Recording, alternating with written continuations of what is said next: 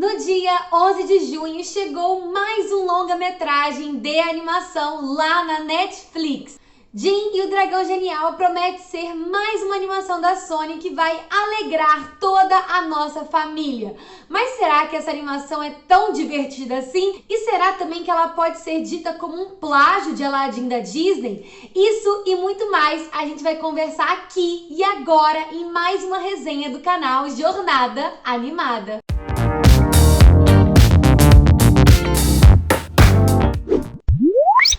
Olá, bom dia, boa tarde e boa noite. Sejam muito bem-vindos a mais uma resenha animada do canal Jornada Animada, o espaço em que a gente compartilha o nosso amor pelos desenhos animados. E se você caiu aqui neste vídeo de paraquedas e não conhecia o canal, seja muito mais do que bem-vindo a começar essa jornada aqui junto com a gente. Então já deixe o seu like e também se inscreva no canal Jornada Animada para que você tenha cada vez mais conteúdo sobre as animações. E compartilhe esse vídeo com quem adoraria conversar sobre Jin e o Dragão Genial. Muito bem, minha gente, vamos começar logo com essa resenha animada. Primeiramente, explicando o que é essa animação. Em Jin e o Dragão Genial, a gente conhece o adolescente Jin, que tem um grande desejo: se reencontrar com a sua melhor amiga de infância, Alinar. E quando Jin encontra um bule mágico que contém um dragão genial capaz de conceder 3 desejos para ele, ele acha que finalmente tem tudo que era preciso para se reconectar com a sua melhor amiga da infância. E já vou ser bem sincera aqui com vocês e já me adiantar dizendo que quando eu assisti essa animação, eu achei que ela é ok, não me diverti tanto, porque ela possui muitas inconsistências e problemas em sua narrativa, e é sobre tudo isso que eu quero destacar neste vídeo aqui com vocês. Vamos começar então abordando um pouco melhor essa premissa de Jin e o Dragão Genial. Então, minha gente, é quase que impossível a gente não acabar comparando esse plot principal que eu acabei de falar um pouquinho mais cedo aqui no vídeo com a história de Aladdin da Disney, porque realmente possui muitas semelhanças, né? Como o menino pobre que quer, se conectar ou encontrar com uma menina rica, essa questão de diferenças de classes sociais, e até mesmo um gênio da lâmpada, que no caso dessa animação é um dragão genial. Porém, eu não classificaria que Jin e o Dragão Genial é um plágio do Aladdin da Disney, porque ambas as animações, elas bebem meio que da mesma fonte, já que as duas se inspiram muito nos contos que acontecem em Mil e Uma Noites, que são essas fábulas que são conhecidas gerações passadas, que já foi recontada e mostrada não só no cinema, mas também em outras mídias há vários anos atrás. Mas é aquilo, se você é muito fã de Aladdin, assim como eu sou, cara, tenta assistir com a expectativa mais baixa para tentar não acabar comparando tanto com Aladdin, apesar de ser muito difícil. Eu tenho que concordar isso com vocês, porque o roteiro também não ajudou, ele não quis trazer alguma fórmula nova ou algum plot inovador para que a gente pudesse fugir um pouco dessa comparação. Mas também um outro ponto que é legal destacar aqui, que tem algumas relações de personagens do Aladdin que é muito diferente de Jin e o Dragão Genial,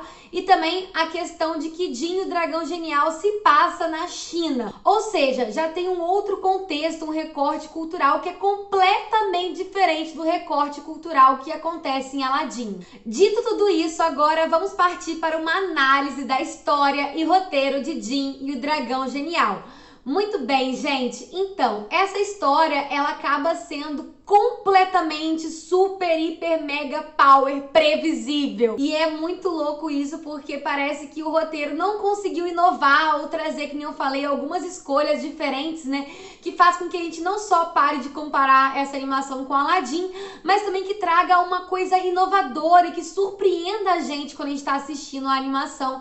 E, infelizmente, não foi isso que aconteceu durante todo o filme, que é recheado não só de ações super previsíveis, como como também de piadas fáceis e super repetitivas que beiram muito ao sem graça. Eu, por exemplo, quando eu via que tinha uma piada intencional ali, não era o momento que eu conseguia rir, porque era algo que pra mim era muito over e realmente não teve graça pra mim. E sem contar também que é um roteiro que pecou muito no desenvolvimento dos próprios personagens, até mesmo dos seus protagonistas. E isso foi algo bem preocupante e muito decepcionante quando eu fui assistindo ali essa animação. Todos os personagens são tratados de uma forma muito superficial, em que a gente, por exemplo, só conhece uma ou duas características da personalidade desse personagem e a gente não consegue ver um aprofundamento dele de fato, entender um pouco melhor do porquê que ele é assim, ou porquê que ele se sente mal com alguma coisa, ou se sente melhor quando outra coisa acontece.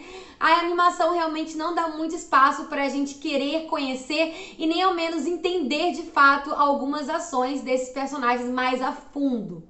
O que é uma pena, porque quando a gente para analisar, por exemplo, o Jin, que é um dos protagonistas dessa animação, a gente só consegue identificar ele como um jovem que é muito bondoso e mega ingênuo até. E ele não consegue se desenvolver ou mostrar outras facetas pra gente com o passar da animação. E isso deixa os personagens super sem graça quando isso acontece. Porque é aquilo, se a gente não vê tantos defeitos ou até mesmo outro tipo de qualidade, a gente não consegue ter muita empatia para conseguir se conectar com esse personagem e querer acompanhar a trajetória dele até o final, porque a gente acha que tudo tá acontecendo ao mesmo tempo, tá sempre alguma coisa, uma ação acontecendo na trama, porém nenhuma dessas ações parece estar levando os personagens para algum lugar de fato, exceto mais ali no final, porque dá uma corrida e eles têm que chegar em algum lugar mesmo. É tudo feito muito superficialmente mesmo, sabe? Com soluções fáceis e batidas e que não surpreende ninguém e que não leva a gente a enxergar uma jornada, um arco de personagem muito interessante de nenhum deles ali. Ao contrário, é claro, do Long, que é o dragão genial, porque ele sim foi o único personagem que tinha um background que era muito interessante, porém é abordado em pouquíssimos momentos e não é aprofundado também, mas pelo menos ele, no final da animação, a gente percebe que ele teve sim uma evolução, né? Ele começou a animação de uma forma, evoluiu e conseguiu se transformar num ser melhor. E um outro ponto, assim, de narrativa que eu preciso destacar é que, assim, os vilões, gente, são super previsíveis. O vilão ali superior, né, o principal, ele tem até o seu objetivo, porém ele mal aparece na animação, então não dá muito tempo pra gente entender um pouco melhor os conflitos internos que ele tem, se ele tem alguma crise de consciência com tudo que ele tá escolhendo fazer, sabe? E ele também tem 3 capangas ali no filme, que assim, gente, eu só consegui sentir ranço, porque são personagens super descartáveis, inclusive um deles ali é feito pra só ter mesmo algum tipo de comédia, alguma piada pronta, mas que no final das contas não tem tanta graça, porque a gente fica vendo ali o vilão usando a perna pra tudo, a perna pra lutar, a perna pra quebrar parede, a perna pra abrir a porta, pra comer, enfim, só ficou apenas super sem graça e eu não conseguia suportar assistir esses personagens na tela, sendo bem sincera aqui com vocês. E como se não bastasse tudo isso sobre a história dessa animação, a gente tinha uma característica que era muito interessante e diferente de Aladdin, em que nesse filme a gente teria o Jin e a Lina como grandes melhores amigos e o Jin só queria realmente se reconectar com a sua amiga de infância.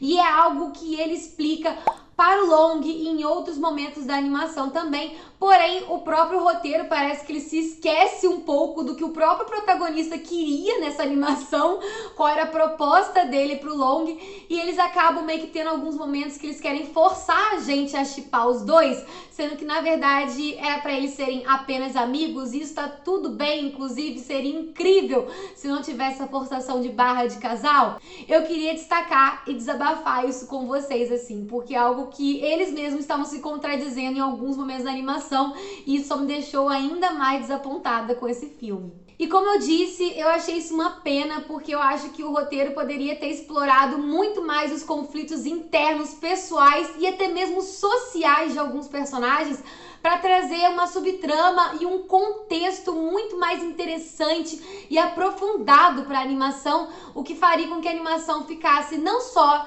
diferente, mas até do Aladdin, mas também trouxesse um ar de originalidade, alguma coisa nova para assistir nesse conto de Mil e Uma Noites ali. Vamos agora conversar um pouco mais sobre a arte, né? Os quesitos técnicos de Jin e o Dragão Genial. Eu acho que uma coisa muito importante para dizer para vocês é que assim, né, gente, a gente tem visto muita divulgação como se fosse uma animação 100% feita pela Sony. E na verdade não é, porque na verdade a Sony, ela é produtora de Jin e o Dragão Genial. Mas a animação desse filme foi realizada por um estúdio de animação chinês chamado Base Animation, da firma Base FX, que fez ali uma parceria com a Sony e com outras produtoras grandes ali para que esse projeto ganhasse vida. E é bom estar alertando isso com vocês, porque quando chega uma pessoa desavisada, né, para assistir Jin, o Dragão Genial, e lembra da Sony, pode acabar comparando com a estética dos últimos filmes que a gente tem assistido por aí, como por exemplo A Família Mitchell e A Revolta das Máquinas e o Aranhaverso, que possuem todo um visual e uma animação super inovadora e diferente de se assistir. E quando a gente vê Jin, o Dragão Genial, a gente vê que é uma animação 3D muito mais padronizada. Ou seja, são modelagens de personagens que a gente já está acostumado a assistir em muitas outras animações há vários anos atrás. Então, Jin, o Dragão Genial não tem um visual inovador. Muito pelo contrário, ele é até um tanto que bastante simples, porque é uma animação 3D que não abusa muito de texturas e nem de iluminações muito complexas para compor os cenários e figurinos e o design dos personagens assim de fato.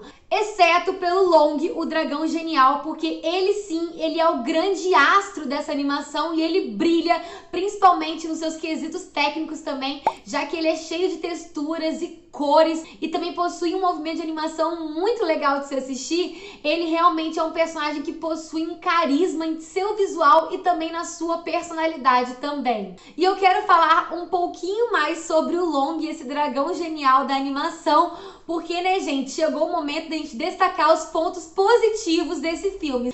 Sim, ele possui pontos positivos, sim, eu vou falar sobre eles agora, falando um pouquinho mais sobre o Long, que, gente, ele foi um personagem que, pra mim, carregou a animação nas costas. Ele é carismático, a gente quer entender o lado dele, a gente quer entender a história dele, os seus motivos, e como eu já falei no roteiro, ele é um dos únicos que possuem uma jornada, um arco de personagem que é muito mais visível ver todas as mudanças e evoluções dele até chegar no final da animação. Então eu acho que se tivesse uma animação focada nessa trajetória do Long, tendo que obedecer a esses 10 donos e como que ele vai mudando com o passar da animação e da sua trajetória de vida, eu acho que isso poderia ter dado um ar de originalidade e inovação muito interessante, principalmente quando a gente para pensar nesses contos assim de Mil e Uma Noites, que a gente já tem visto várias representações muito similares umas às outras. E um outro ponto super positivo dessa animação são as suas lições de moral. Com a trajetória do Long, né, a gente vê que ele entende o sentido da vida, do viver e também da bondade. O quanto que fazer o bem para o próximo também nos faz muito bem. E também existe a lição de moral na relação do Jin e da Lina, em que a gente vê que quando um laço é verdadeiro, ele pode durar para todo o sempre e quebrar qualquer tipo de barreira ou dificuldade, seja física, social, sabe? Qualquer tipo de coisa, a amizade é tudo na nossa vida. E são, é claro, né, lições super valiosas para a gente, né, passar para gerações futuras. E agora, partindo para as minhas considerações finais, eu indico sim que vocês assistam e conheçam Jin e o Dragão Genial. Ele possui vários problemas, como eu conversei aqui com vocês, porém, se vocês assistirem sem grandes expectativas e querem somente um filme fofo para passar o tempo, eu acho que esse filme pode cumprir muito bem esse tipo de papel, Porém, como eu já disse, né, gente, ele possui muitos problemas em sua narrativa, na sua história, desenvolvimento de personagens que são super superficiais, chegando a ser uma trama simples e mega previsível e, infelizmente, ao meu ver, chega a ser uma animação bastante esquecível também. Não é um tipo de animação que eu vou sentir saudade e vou querer reassistir em algum momento, sabe? E muito bem, minha gente, estas foram as minhas considerações, a minha resenha animada de Jin e o Dragão Genial. E agora eu quero saber qual foi a opinião de cada um de vocês sobre essa animação.